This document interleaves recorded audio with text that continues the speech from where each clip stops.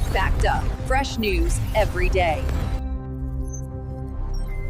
Moscow is declaring the start of World War III. It's a direct threat. We'll fight NATO. Zelensky is demanding Tomahawk missiles from the U.S. This is a potential strike at the heart of the Kremlin. Urgent appeal to Washington.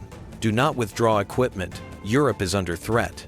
Iran is rushing ahead of a UN deadline. They're promising transparency on their nuclear program, but should they be trusted? Moscow boasts by 2030, they'll launch a closed nuclear cycle. Technology for war, a statement to the whole world that Donald Trump is playing along with NATO. Warsaw is sounding the alarm. Polish citizens have been ordered to leave Belarus immediately.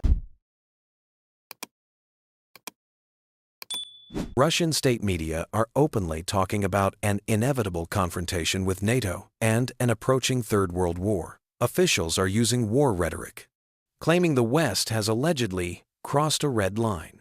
Maria Zakharova, the official spokesperson for the Russian Foreign Ministry, writes about this on her Telegram channel.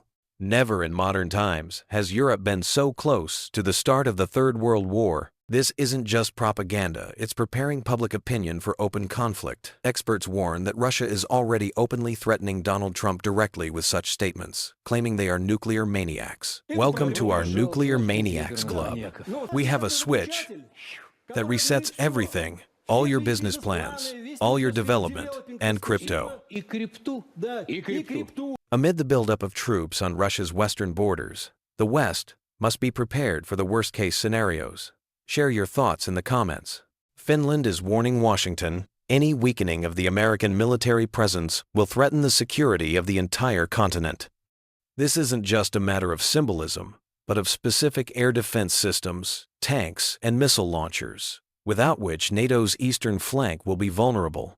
Finnish politicians are openly saying that the Kremlin is closely monitoring every U.S. move. If the Pentagon decides to redeploy forces to Asia, Europe could be left without a shield. For America, this is a signal. Transatlantic unity cannot be traded for Asian priorities. Polish President Karol Nawrocki signed a law on aid to Ukrainian citizens in connection with the war. However, the head of the presidential chancellery, Zbigniew Bogucki, stated at a press conference that this is the last bill signed by the president under the Special Assistance Formula for Ukrainians. It extends the legal stay in Poland for Ukrainian citizens who fled the war until March 4, 2026. And also links the payment of social benefits to professional activity or children's education in Polish schools.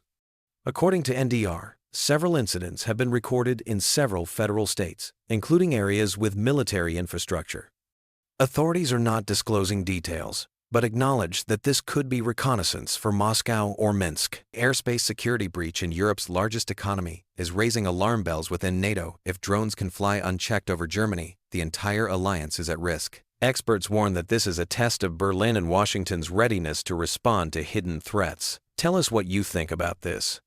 Iran claims to be cooperating with the IAEA and providing full access to its nuclear facilities. However, inspectors are noticing gaps, missing security camera data, delayed inspections, and incomplete reports. The UN Security Council is warning that a deadline is approaching, after which half measures will be considered sabotage. The US and Europe are preparing new sanctions, and Israel is increasingly hinting at possible military action. For the international community, this is not a dispute over documents, but rather the question of how close Iran is to the nuclear threshold. Ukrainian armed forces radar systems twice detected a drone-type aerial object in the skies over Transcarpathia. It twice violated Ukraine's state border, flying in from Hungary at different altitudes. To neutralize the potential threat, the defense forces conducted aerial patrols of the Uzhhorod district using a Chokloon KM unmanned aerial vehicle, UAV, from the Unmanned Systems Force. Immediately after this statement by the Ukrainian authorities, Hungarian politician and Minister of Foreign Affairs and Trade, Peter Szijjártó, commented on it on social media. President at Zelensky is losing his mind to his anti-Hungarian obsession. He's now starting to see things that aren't there. Volodymyr Zelensky. I held a military briefing. Commander-in-Chief Oleksandr Syrskyi, Chief of the General Staff Andriy Ihnatov, Ukraine's Minister of Defense Denis Shmyhal, and Deputy Head of the Pressy The Polish Ministry of Foreign Affairs is sounding the alarm. Citizens have been ordered to leave Belarus immediately. Warsaw has issued an urgent warning to its citizens. It has become too dangerous to remain in Belarus. The authorities are blunt. The growing military alliance between Minsk and Moscow is turning the country into a potential springboard for provocations and escalation. Poland fears detentions, espionage, and pressure on its citizens. For NATO, this is a signal. The alliance's eastern border is becoming a risk zone. For Washington and Brussels, it is a reminder that the Kremlin's hybrid war is spreading beyond Ukraine, threatening the entire European security system. Russia is helping prepare China to attack Taiwan, documents suggest. Russia is using its battlefield experience to give Chinese airborne units the training and technical know-how to carry out lightning-fast operations.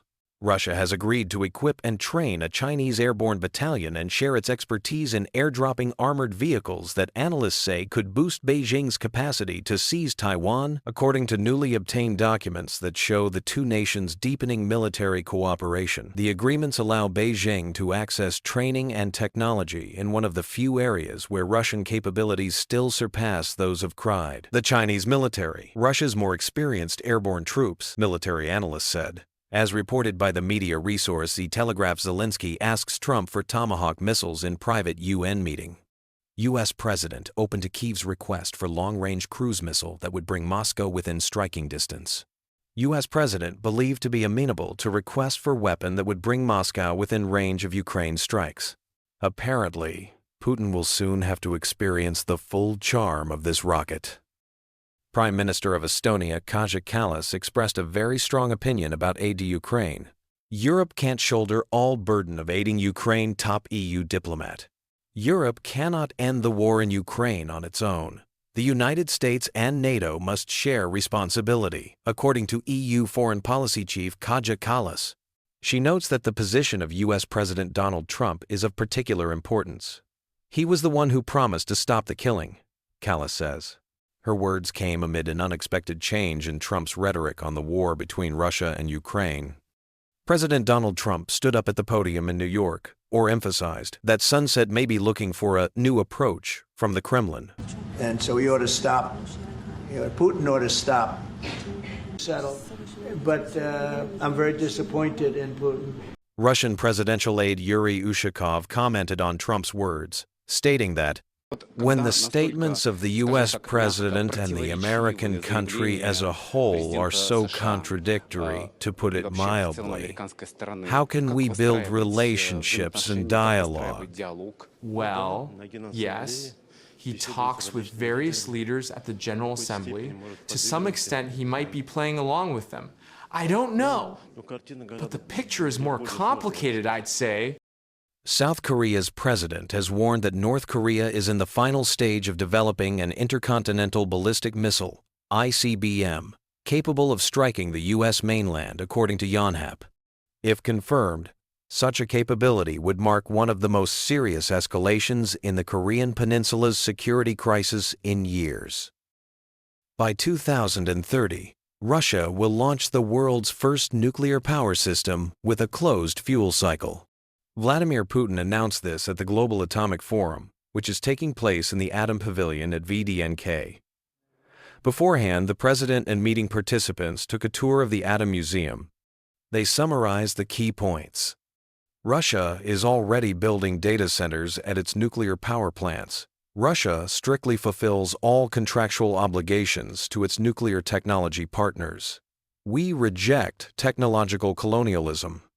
More and more countries see the atom as a vital energy resource for development, ensuring the nuclear safety of nuclear power facilities, wherever they are located, is a priority for Russia.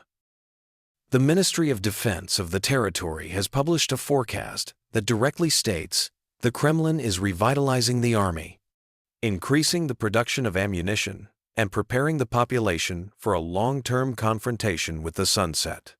This means that Europe must invest in defense today. For the United States and NATO, the signal is clear. If you don't criticize Moscow at once, direct confrontation may begin after 2030. Woman wins $150 Kelvin's lottery using ChatGPT and plans to donate every penny to charity.